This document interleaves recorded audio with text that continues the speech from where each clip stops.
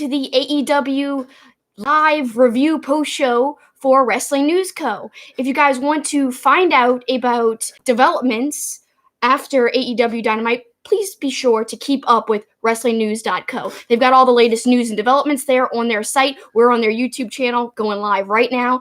And I'm Kelsi, your host, and this is my co-host, Paul. Good to be here, and very exciting AEW. One of the faster moving ones. If you mentioned an hour in, you're like, I can't believe this has already gone by an hour. I know, it was so quick. It just felt speedy as hell, but a lot happened. I took like 1 billion pages of flipping notes. Like, look how many pages is that? That is. By the way, this is an Are You Afraid of the Dark notebook for those fellow nerds and 90s lovers out there. So how did you guys like the show? Let us know in the comments. We'll read them throughout the show as best as we can. We try to keep up with them. I thought it was a pretty darn good show, especially with the main event. I would grade it an A-. Yeah, I'd agree with you. I thought it was a really good show. I thought the main event was fantastic. Some of the mic segments were awesome.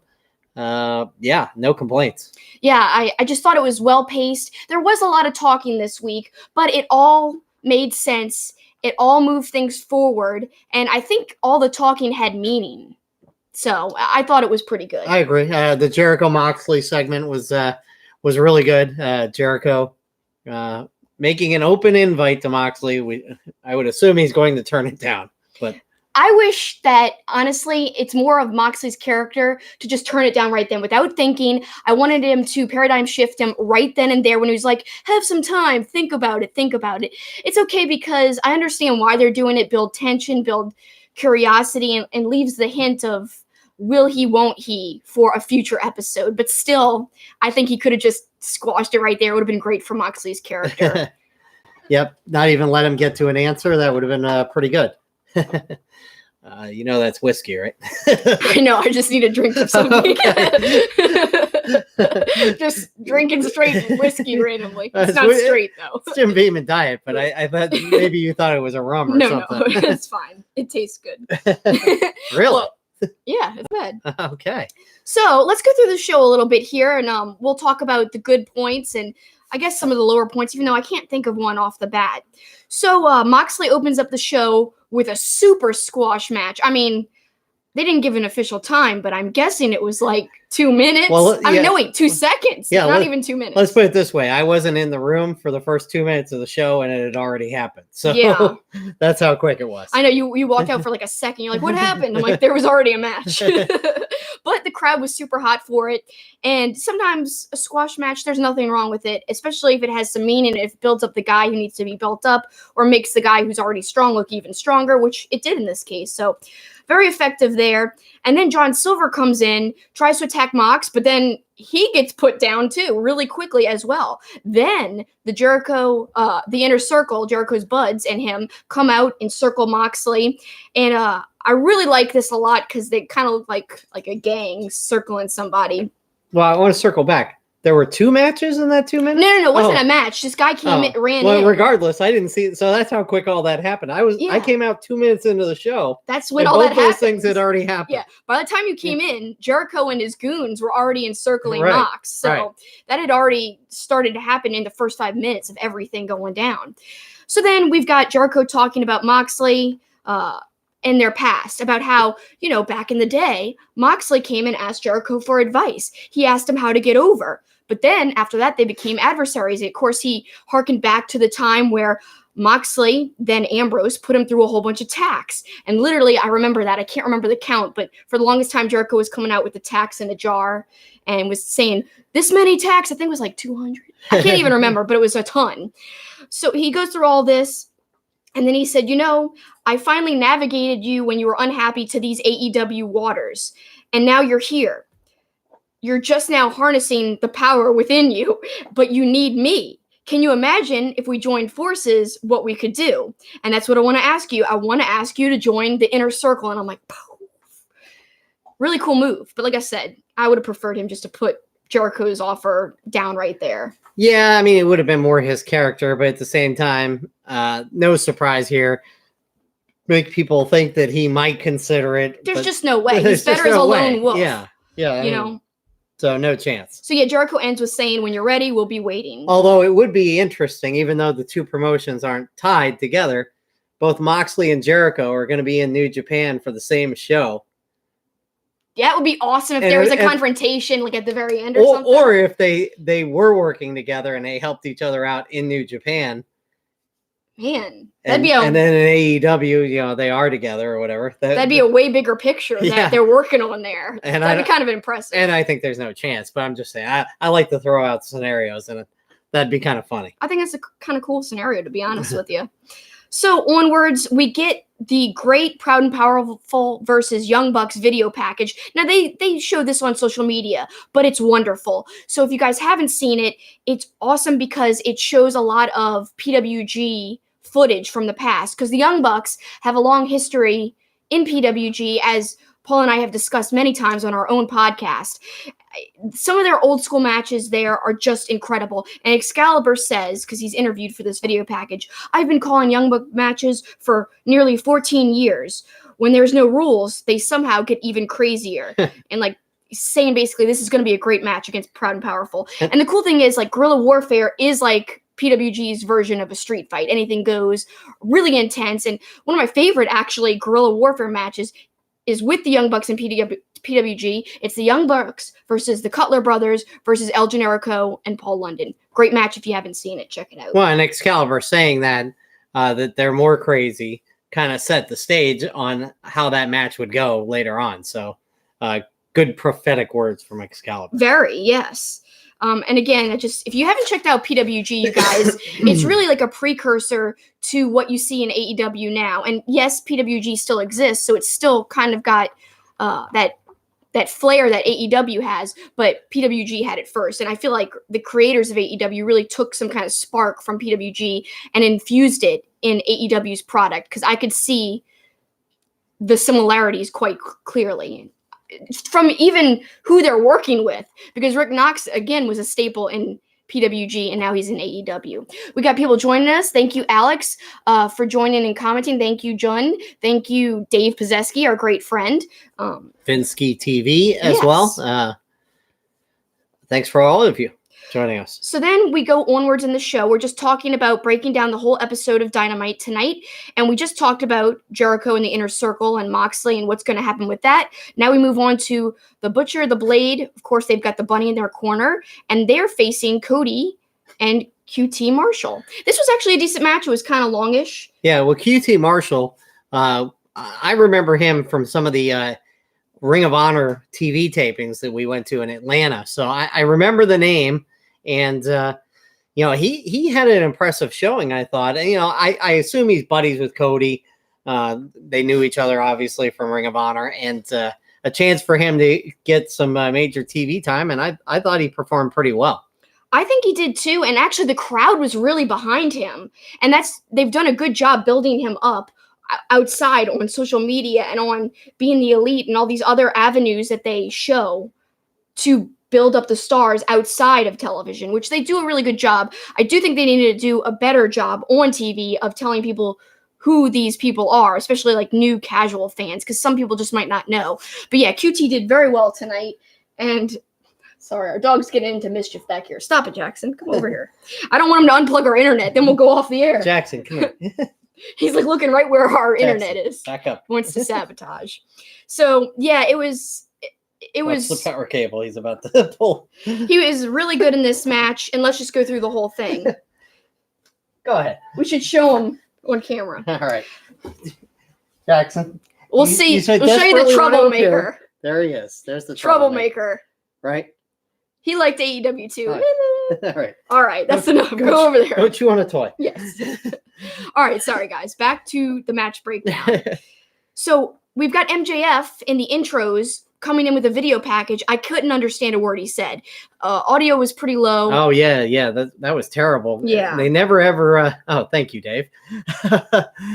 They never ever pumped that up, so it was kind of hard to hear what he had to say, and it would have been a shame if that was his only mic time, was that segment. But luckily, obviously, we got him later on. Yeah, later on, he had a killer fire segment. I'll talk about it later. Oh my god, it blew my mind, and I literally said, "Holy because it was insane what he said about Cody later on in the show.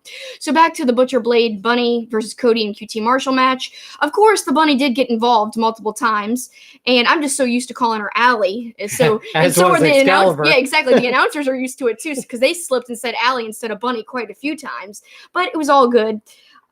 I do think this was the Butcher and Blade's first official AEW Dynamite match, I believe, unless I'm missing something, but I'm pretty sure it's their first official match because they just had a promo last week. Yeah. Again, like I said, QT got tons of cheers, which I was really happy to see and hear. Then finally, he did a handspring and the crowd cheered. Then Cody tags in and the crowd explode even more. Yeah. Because like you were commenting, you think Cody's really one of the most over people in the whole company. The crowd just roars for Cody when his music hits, when he came into that match. To me, him and Jericho get the two biggest pops by far in the company. Yeah, Omega and the Young Bucks do as well. But Cody's pops, the crowd really, really embraces him. I agree with Joe in our comments here saying they should just call her Allie the Bunny. That way it would avoid all the confusion. That's a good idea there, and that would just resolve the whole issue. But back into the match, we've got Cody doing a springboard cutter to Blade, and he had some good momentum, but Bunny comes in and gouged Cody's eyes, so kind of interfered there. Yep. QT flips over ropes onto the outside. QT does crossroads to Blade, and then he looks shocked. And on commentary, they were like, he looks amazed with himself, like he can't believe what he just did. So that was kind of cool. Then again, we've got a senton off the top. Blade kicks out. Of course, that was done by QT. What else happened here? Blade and Butcher win, though. And they pin QT. So that kind of sucks. But at least QT got a good showing. Doesn't matter if he was pinned here. I think it was kind of obvious that Blade and Bunny and Butcher were going to be victorious because they're the new faction. They need to be very prominent and a threat, a liable threat, because obviously they're feuding with Cody a little bit. Well, and it was interesting after the match, Darby Allin kind of charges by the Butcher and the Blade and kind of bumps shoulders with him. And you think maybe he's going to go after Cody, but instead he offers his hand. So they made a point of saying Cody didn't have any friends in the locker room, but maybe Darby Allin would be one. And maybe they're going to work together as some sort of a team a little bit here, too. That would be pretty darn cool, I got to say. And it'd be weird because they're so different. They are so different, but how cool is it? They could play up the whole storyline. Darby's so grateful for getting an opportunity against Cody, so he wants to pay that back to Cody because he feels like he's really succeeding because Cody gave him that big opportunity to have a match with him, and he's been over ever since. They could play it off really well, and even though they're different, it could be like a cool wrestling odd couple. Mm-hmm. There's been wrestling, tag teams or wrestling groups that have been completely different, and it's worked. Yeah, Daniel Bryan and Kane. And that's exactly who I was thinking of, is the funny thing. I was thinking of that. Same brain. I don't know. Not all the time. So then we see during the commercial, the Bucks and Proud and Powerful prepping for their street fight match, doing all kinds of things, checking out their weapons, hitting the walls and stuff. It's kind of like seems like it's a standard thing before any kind of fight with weapons. People are testing them out backstage. Yes. But I'm glad they did that during the commercial instead of like a match during the commercial. We'll get lots of that later. I just can't stand it. I can't pay attention.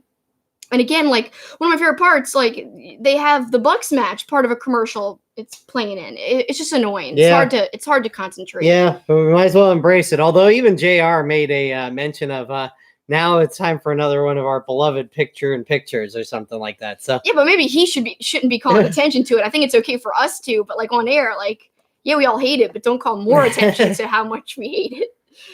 So then we've got Wardlow and MJF coming down to the ring.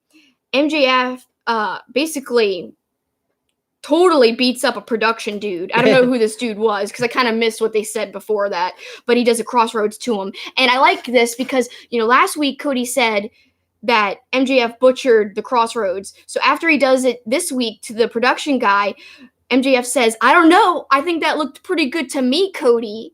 So really smarmy stuff there. I love that. True heel nature.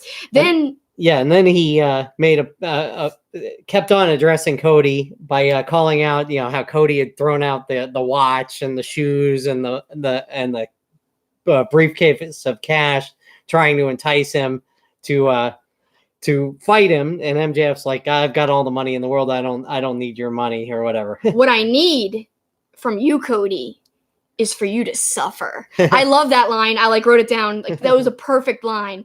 True heel, again, true heel stuff there. But I think the most impactful part comes in a few minutes. So first he starts talking about how Cody called him a knockoff Chris Jericho. Is it because of my scarf, which you called fake? When I think of the word fake, though, I think of you. Then he talked about his blonde hair looking like cat pee and all this other stuff. And then he talks, and this is the part that just floored me. He makes fun of Cody's lisp. And I just couldn't believe it. I was like, I can't believe he's saying this. I can't believe he called it out. I literally exclaimed. It's just you don't go there, man. That's what a true heel does, I guess. And he's really good on the mic. So I love that segment. Yep. Look, I've said for a long time, I love MJF. He's perfect on the mic. He's a perfect heel on the mic. You were saying that a year ago. Oh, you were saying that a long time ago. Yeah. I thought that the first time we saw him at Wrestle Circus in Austin, Texas. The first time I saw him, I'm like, this guy is an awesome heel. Yeah, I mean, it was cool because they were throwing toilet paper in the ring for him.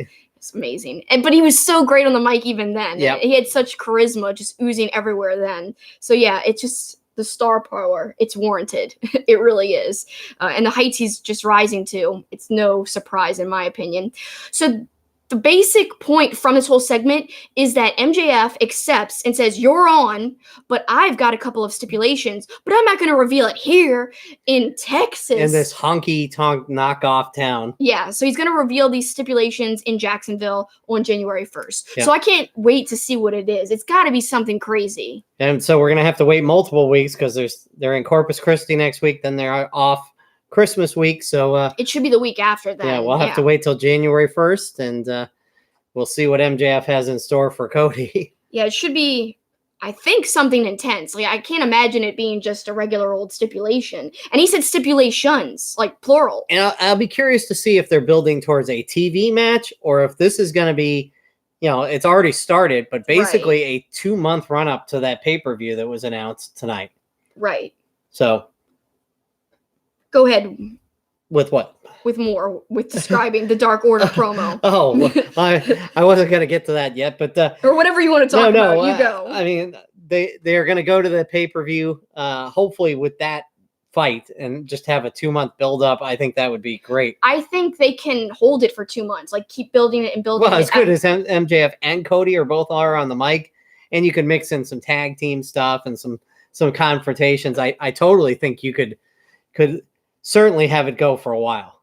Yeah, and it's going to be a money match when it finally happens. I mean, the payoff's going to be amazing. I'm really excited about it. But, I mean, I kind of wish this all took even longer. I know even with a 2-month build to the pay-per-view in February, that is a long time. But I feel like the turn, we could have waited longer before the turn actually happened. It happened in a good way, and I liked it and everything at Full Gear. But it's I would have been fine if it went on a little bit longer, where MJF was pretending to be his friend and then just kept it going, because that would make the Hurt even more powerful and strong, in my opinion. Joe agrees. He thinks it's going to be a match at Revolution, which again was the pay-per-view that they announced today. I'll put it out there to our viewers. Are you surprised that they're going to have another pay-per-view in Chicago as opposed to maybe spreading things around? Obviously, they know what they've got in Chicago, and this is, I think, at a different arena in Chicago.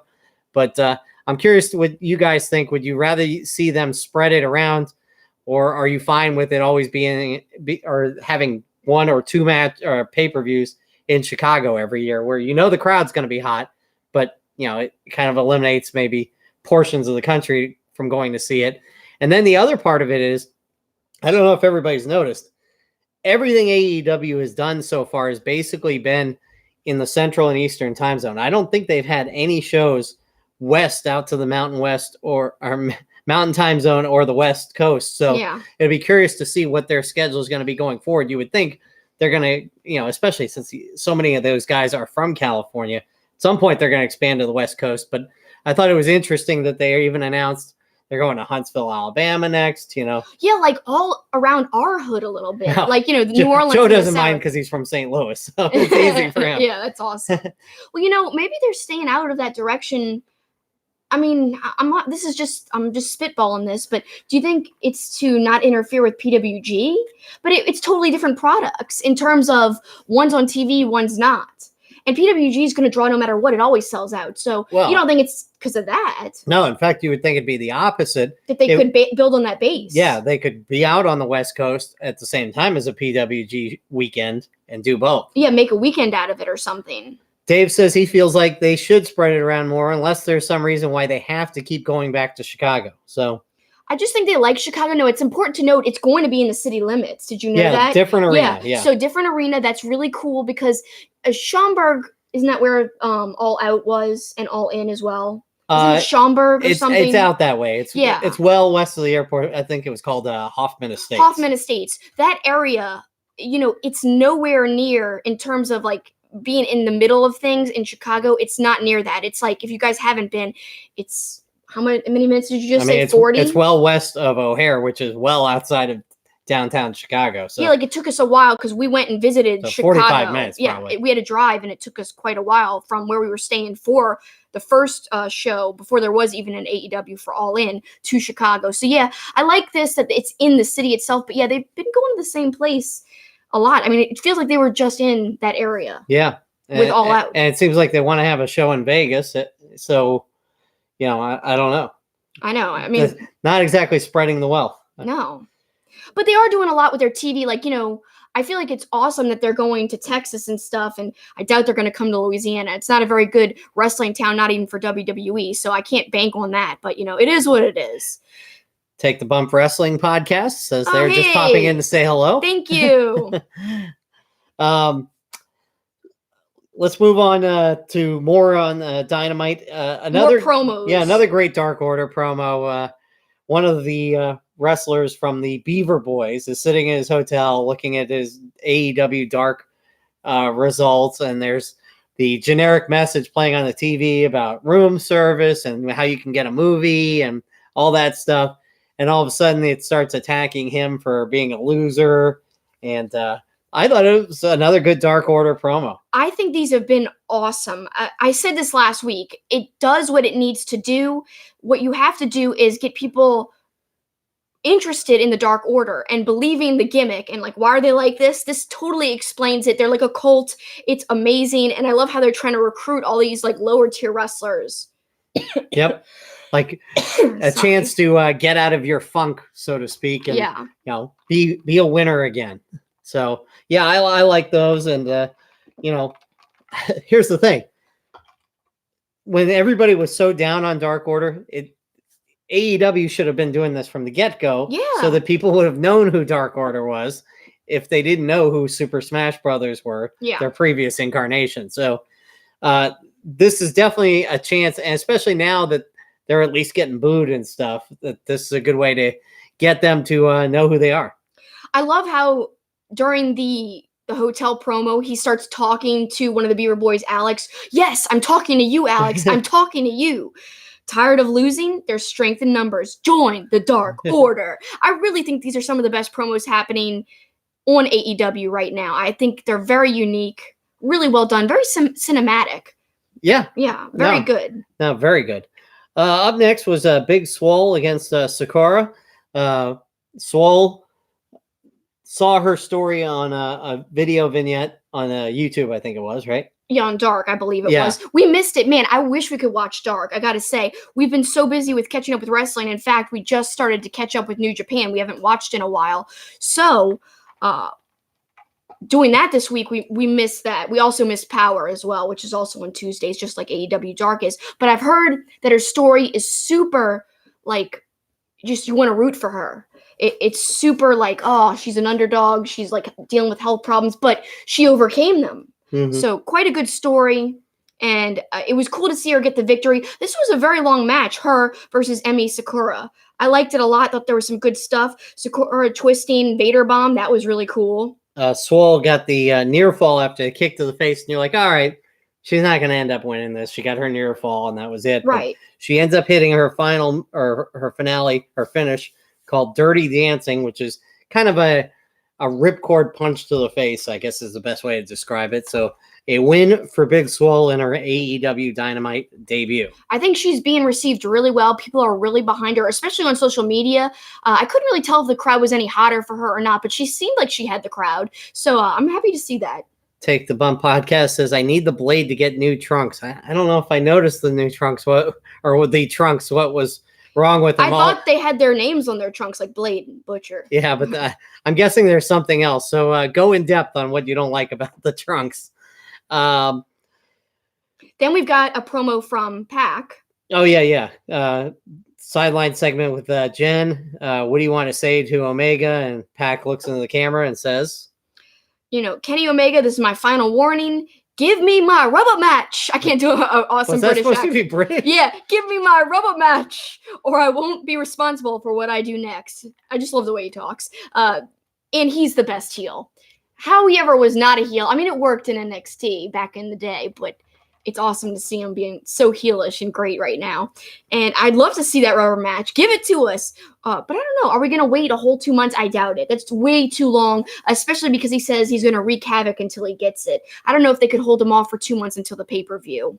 Okay, so the answer on the trunks, I was worried he was going to pop out of them all match. They were super loose on the legs, and I don't need that in my life. I didn't even notice that they were loose. I did not notice that either.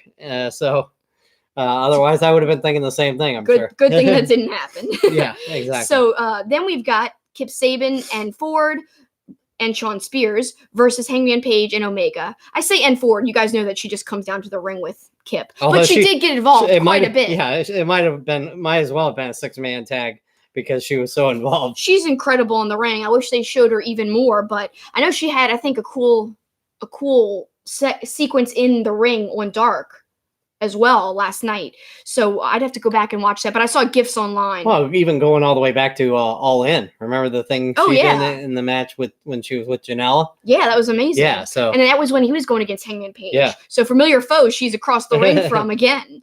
So we've got Tully in a little video package saying that they want to test out Kip, seeing if he's a good fit to gel with Spears, and then they could become the best tag team. So then we've got Omega and Page, is one of my favorite parts of the match, taking turns chopping Kip. Then they both go back to the edges of the ring and run in and do a double chop. Yep, almost like a double axe handle. Yeah. And then Omega tries to give a high five to Page, and Page just walks by him. And I'm like, okay, is this a story or did he not see him? That was really weird, but then, it becomes obvious that it was intentional. Yes, they're talking about how Page wants to distance himself from the Elite. So, I mean, I guess it makes sense that he's not all gung-ho high-fiving Kenny in the air. But Kenny looked like, oh, what the hell? It was cool. It was a funny thing, and you were like, what the hell is going on? Spears grabbed Page's legs as he went to do a buckshot lariat, and Sabian did a twisting cutter, which off the top rope, or pulling him off the top rope, which was kind of a good sequence as well. Sabian, I thought was good in this match. Yeah, I thought he was really good. Then we get a double Kotaro Crusher by Kenny, of course. Then Kenny goes for the Terminator dive, but Penelope Ford gets in the way. I like when she gets involved. She also Hurricane Rana's Page, and then Kip tries to take advantage of that and tries to take advantage of that on Kenny. Then Spears distracts Ref as Penelope Ford and Kip double team Kenny, which I like that too. Then Kenny fights back, V-trigger to Kip. And I got a lot of notes on this match. All right. Well, then the lights go out in the arena, and this is like maybe the worst part. Now it's my turn because it was the most ridiculous thing ever. So the lights go out, and Janela has Tully Blanchard tied up, and the key is tied up. Yeah. Because even before the ropes are even loosened up, his hands aren't tied down, and he's moving his arms around like this, swinging around, and then Spears goes to free him and literally just lifts the rope right off. It's kind of absurd. And then Tully kicks out of the other ropes, which weren't tied around his leg, and then runs to the back. It was so terrible. It really was one of the most terrible things I've seen. It was let me quote what you said here. I wrote down exactly what you said. Oh, yeah. Ridiculous rope job. And then Paul says, most ridiculous thing he has ever seen. Of course. Ever. Of course. There's no way it's ever. Of course, I've got short-term memory because. You said that a lot. I say that I could have said that on Monday with Lana and all of her in-ring stuff. So Rusev is a monster. Because she did say but that. It was so terrible. It was so terribly executed. It's like, just tie him down and leave him tied in the chair or whatever. I don't understand. Yeah. Like, why even have Spears free him? Because it made it look so much worse. He should have just dragged him off. Yeah, like, oh, I'm gonna get you. I'll drag you behind me, Tully. But yeah, he chases after Janela, and he basically checks out of the match, leaving poor Kip all alone. Well, he's not fully alone because he's still got Ford at least, and she does still get involved in the match. So again, that was like the low point of a good match, and it's unfortunate because the rest was great. Then Omega Snapdragon onto Kip, V-Trigger onto Kip, and Paige takes advantage by tagging in, does a buckshot lariat, and then he gets the pin. And the win. Kenny looks perplexed, but shakes hands with Paige, and Paige kind of shakes hands with him, but doesn't seem all that interested in celebrating. So I'm thinking we're going to get a Paige Omega somewhere down the road here. So then we get another promo. And see, this is like a steady thing throughout this show. There's a promo every now and then, every few minutes. But I don't think it's that bad. At least they're not all sandwiched together. I like kind of how they're spread out in between matches for the most part. It's very well done, in my opinion. Good pacing. So we get Brandy talking about why they're doing what they're doing.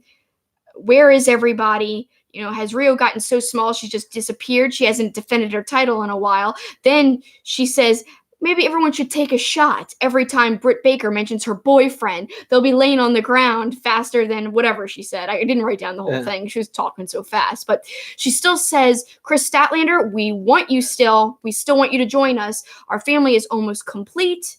We're just waiting for our alien. Then there's a bald guy.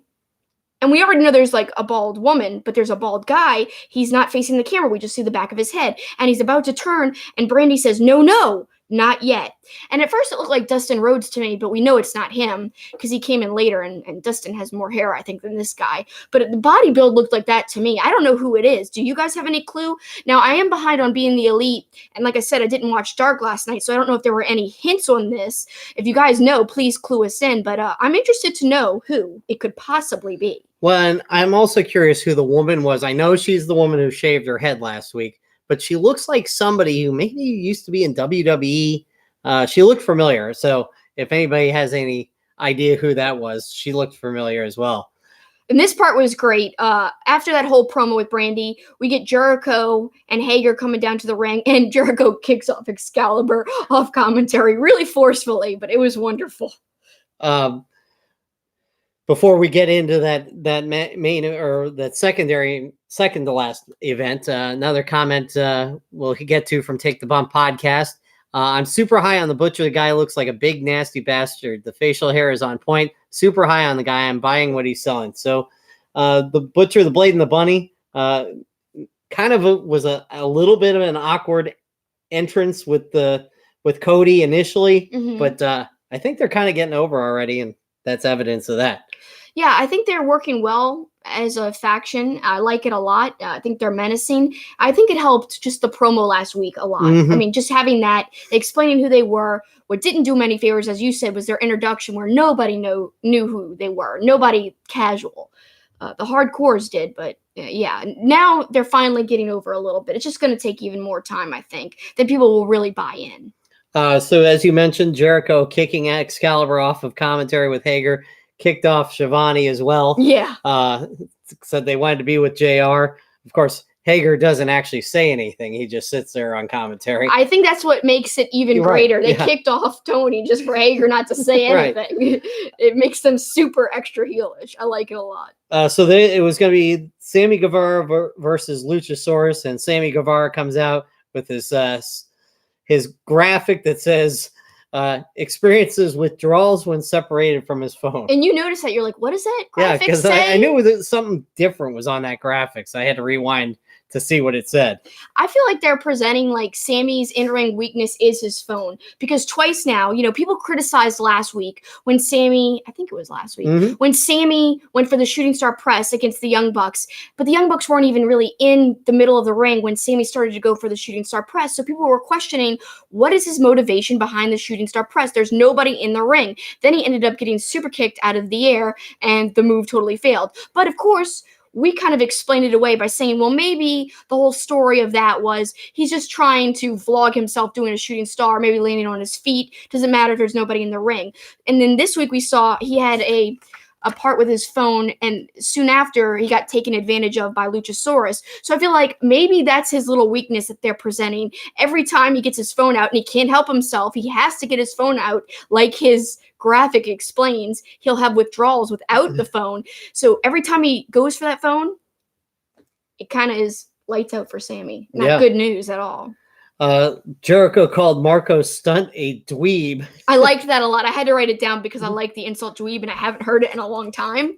I think it's a good insult. And I mentioned Cody's chance earlier. Luchasaurus, another one that's got to be in the top 5 as far as crowd favorites right now. They just go crazy for him. Rightfully so. He's so powerful and athletic, and he's so big, but like fluid. Everything about him I really enjoy. I think the character's really unique too. Yeah, I agree. And, one of his moves tonight, when he kicked Sammy Guevara, who was standing on the top rope, and is, granted, he's tall. Yeah. But the kick caught Sammy square in the chest. I thought that was unbelievable athleticism from Luchasaurus. Yeah, that was. And here's your answer about who got their head shaved. Melanie Cruz. Her name sounds very familiar to me, but I will admit that I don't know her off the top of my head. But I'm sure she's like well known on the scene. So back to this match with Sammy and Luchasaurus. I love how Luchasaurus headbutted Sammy. It made it like a really hard knocking sound. Sammy flips to the outside, but he pretty much missed, in my opinion. They replayed it too, because this is when they went to commercial, so I couldn't see very well. Again, the picture-in-picture, can't stand it. I can hardly see. So they replay it in the picture-in-picture. I was like, are they replaying it? Did he miss? So I'd have to take another look at that to see if he really didn't connect as badly as I thought originally. It might not be that bad upon second viewing, but I can't tell you as of right now. To me, initially, it looked pretty didn't even connect. But then we get a great-looking shooting star press to the outside by Sammy. And of course, that was during the picture-in-picture again. And I was like, oh, why did they have to have this cool move where it's just kind of hidden away during the commercial? I know they really can't help it. They have to get commercials in. But like you said a couple of weeks ago, I think on our Raw review, I'd rather them just go to commercials now. I can't stand it. Yeah. And it takes away. And just come back with what happened during the commercial. But I know why they don't do it, because it can keep people sitting there rather than changing the channel or going to grab a drink or whatever. Whatever, yeah. So then that's when Sammy starts vlogging with his phone. And like I said, it's his weakness. And he starts getting beat up after that. I like Jericho's line on beating the tar out of Luchasaurus. Tar is what killed the dinosaurs. Wonderful. And he's like, I'm a wordsmith. Wonderful little tidbit there on commentary by Jericho. Which, by the way, when he kicked Excalibur off, he blasted Excalibur for saying that Jericho didn't know what the word lexicon meant. So, did you not catch that? And then he said lexicon later. No, he did, but he also explained what lexicon meant. And he's like, so I do know what it means or whatever. Yeah. So he had to clarify that. I do remember that. That's funny. So moonsault flip into shooting star, but blocked by Luchasaurus's hand on Sammy's throat. I liked that sequence a lot. I think that was my favorite sequence in the whole match. Of course, Luchasaurus ends up winning, though, and I like this. As soon as he wins, Hager and Jericho take off running from the commentary table, and they go for the beatdown, not only on Luchasaurus, but, of course, on Jungle Boy 2, who are building that match up with Jericho coming on December 18th. Right. Next week on Dynamite. And so in what you would say is foreshadowing, but it's probably not, Jungle Boy hits a Hurricane Rana into a roll-up, and Marco Stunt counts the 1, 2, 3, and Jericho starts screaming, "That didn't count! That didn't count!" And the crowd went crazy, though. They cheered. They're like, "Yeah!" So I kind of liked it. Yeah, no, it was a cool little thing. Gave him his moment. But I still think he's going to go 10 minutes. But he's obviously probably not going to win against Jericho. Right. But it'll be a big deal. I'm sure they might even have a timer. Yeah. During that match on the 18th, and I think that will give a lot of tension to the whole match and excitement too. Melanie Cruz is a wrestler formerly in Shimmer. She is signed with the AEW. See, I wish I'd watched more Shimmer again. I don't get to watch as many promotions as I'd like, especially now that AEW exists. And now that I have to watch Raw live, it's really difficult to keep up with everything. But it's a good problem to have, because us as wrestling fans, we're really lucky. It's a great time to be a wrestling fan. So many different ways to watch and so many different promotions to watch. So if you don't like one style or one company, there's another option for you. Or if you're like us and you like it all, you can watch it all. And it's really easily accessible. I kind of think it's a great thing for us. So let's get to the main event, the Young Bucks versus the Proud and Powerful. Street fight that started as a street fight right from the get-go, as the Young Bucks music was hitting and Proud and Powerful came out with Sammy Guevara, started attacking. Brandon Cutler came to the aid of the Young Bucks and got a power bomb through the stage panel for his efforts. Yeah, I finally think I'm seeing what I wanted to see with the Young Bucks and Proud and Powerful rivalry, because I didn't get what I wanted with their first big match at Full Gear. I liked it, but I thought there was too much comedy and overselling in it. And I'm okay with comedy in matches, but to me, I had seen Young Bucks versus Proud and Powerful, who were then called LAX, on the Chris Jericho cruise. And that match was literally one of my favorite matches of the year last year. It was incredible. So well done. So the match at Full Gear didn't live up to that for me. I was like, this is not the same. This is not what I witnessed live in person on the cruise. And then their second match was good, but it wasn't that long. It still left me wanting more. Now this one, I finally feel satisfied, and I'm pretty sure it's still not the final meetup between them, of course. They're going to be in the same company for a while. And this feud might even extend even still for a little while, even now. But regardless, I finally see what I want. This was a brutal matchup, and they took it seriously. And I like that. You could tell that from the very beginning. Take the Bump podcast says he really hates the name Proud and Powerful. It doesn't flow at all. I agree. I sometimes just want to call them Pride and Power. You know, I mean, LAX was such a better name, and I wish they could have just come up with some sort of derivative of that. I don't mind it, and Dave is agreeing, saying it matches them. He feels. I kind of feel the same way. It is long though; it's hard to chant, but that's why they've shortened it, I guess, to PnP. PnP, yeah. But still, yeah, LAX just flowed so well. It did. So when you're thinking of it opposed to LAX, the name, that's when I think you don't like it. But if you never knew that they were called LAX, I think you might be more apt to like it in general. Maybe. I like how their Twitters, like Santana, one of them has Proud and the other one has Powerful in parentheses. I like that. Really goes together on their Twitter handles. Or Twitter names. Or as he said, it's like a mouthful of marbles. Whatever. It could be too. To each his own.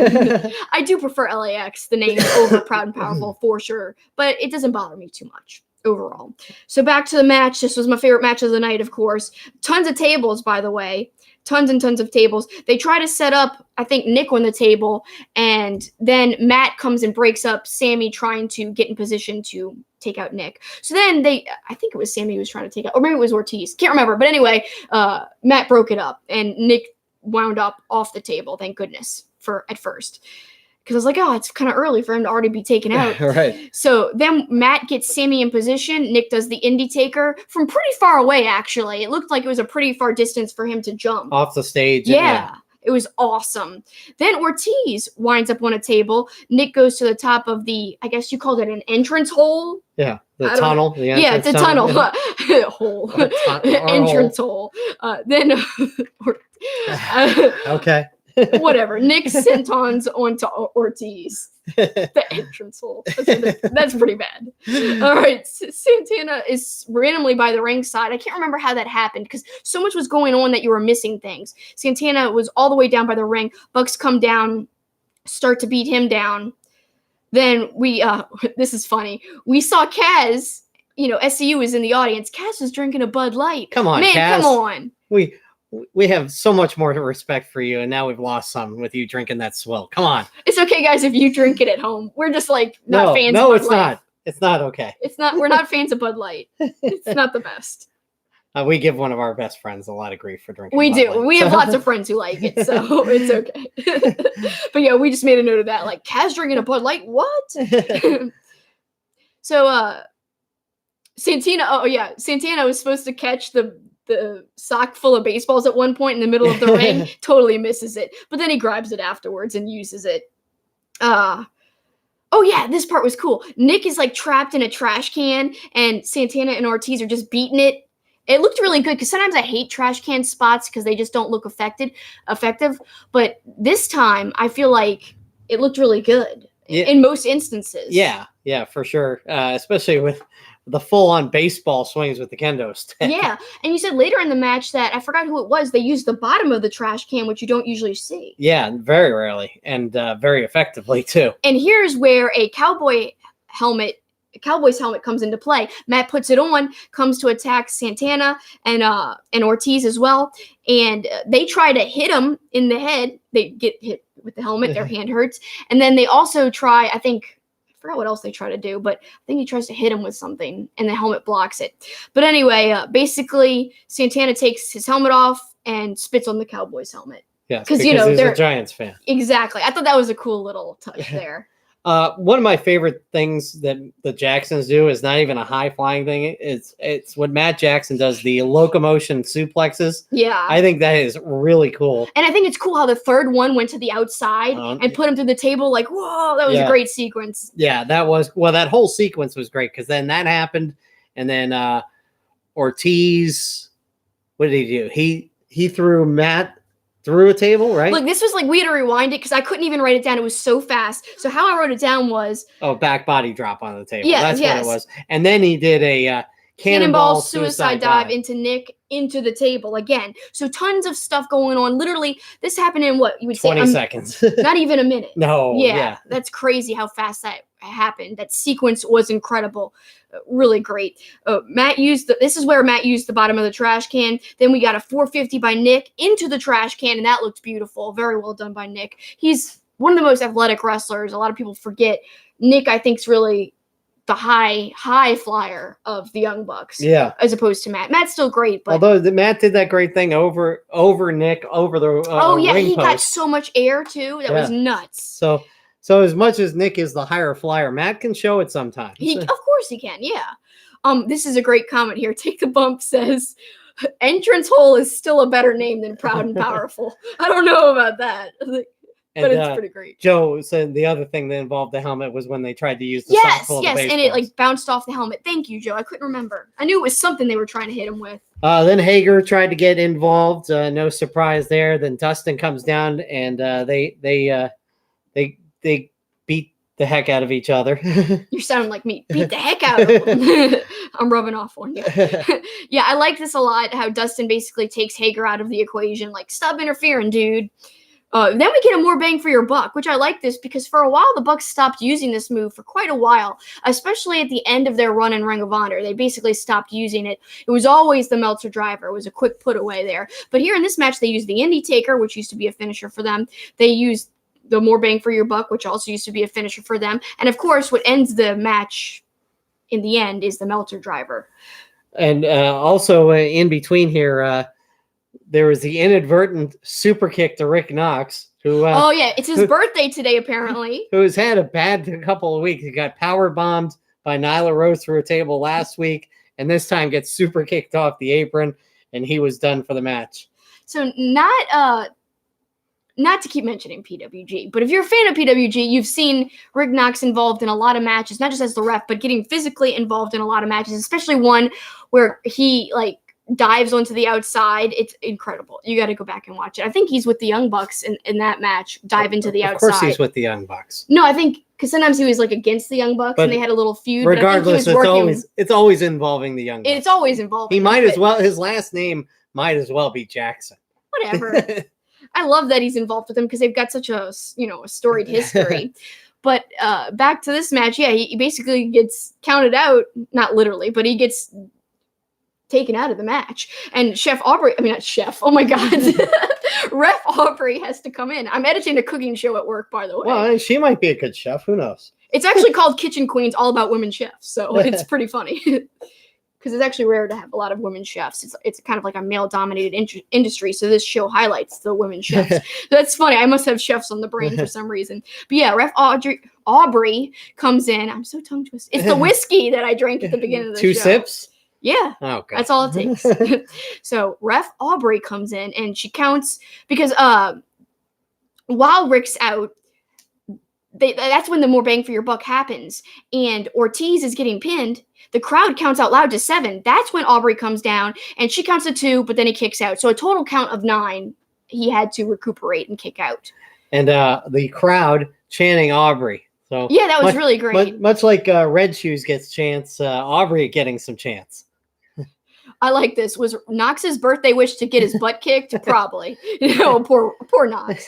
Terrible couple weeks, terrible birthday. And Take the Bump Pod says, Ref Aubrey is the best ref. And I gotta agree, I love her facial expressions. She just fits so perfectly, and she's so professional in the ring. I think she's got the most personality out of all the refs. And the only other that comes close to me is Rick Knox, because I just think he's so fun and funny. In AEW, right? Or just in general? Everywhere. No, Red Shoes is the best. Well, Red Shoes is pretty great. Red Shoes too. is the best, and there's no second. You're right. There's no close second. Come on. You're right. I'm sorry. Red Shoes is the best. And Dave, yes. Even though she only had 2 sips, yes, she's drunk. I'm professional and I'm fine. Yeah. I just needed a sip of I'm drink. professional and bye.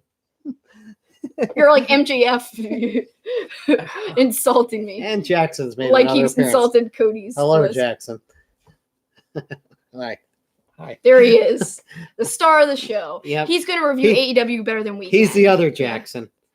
Yes, he knows we're talking about the Jackson. Super Pup Party. All right. Run along, dog.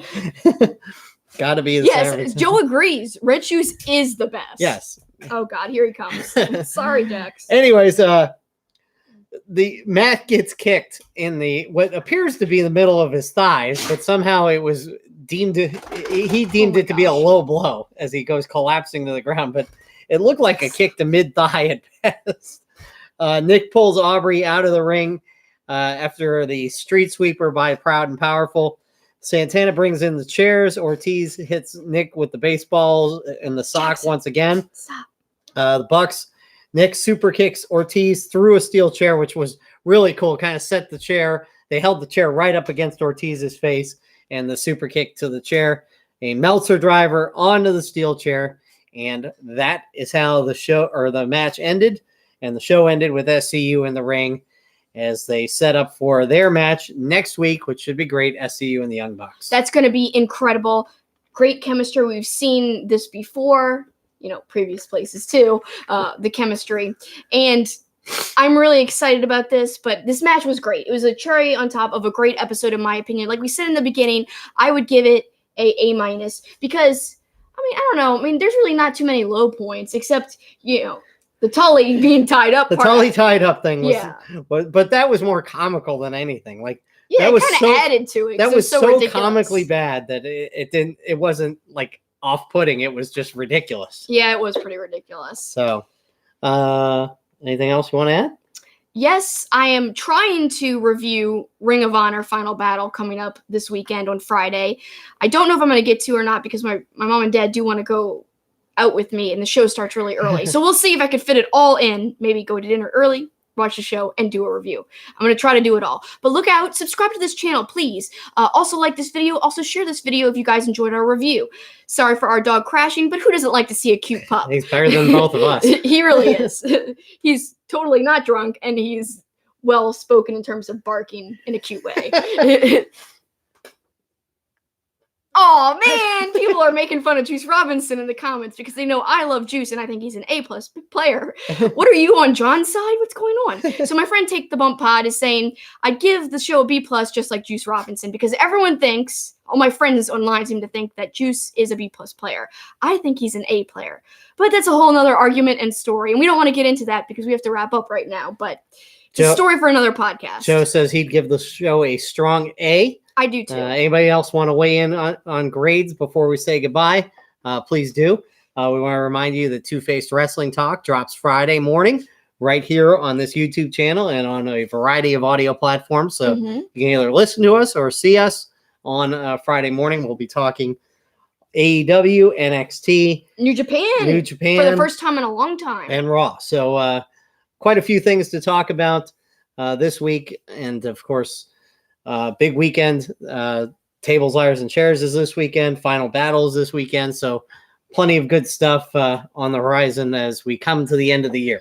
And look out on my social media. Find me at SuperKickinIt, SuperKickingIt. I'm going to put out my yearly traditional Christmas wrestling question. I'm going to put out, I'm sorry. I know what's coming. If you were Kevin McAllister from Home Alone, which 2 wrestlers would you recruit to help you defend your house against the wet/sticky bandits? And why? Which wrestlers would you choose? Explain your choices. I'm wearing a Merry Christmas, you can't even see it, Merry Christmas, you filthy animal shirt. From the movie, of course, from Home Alone 2.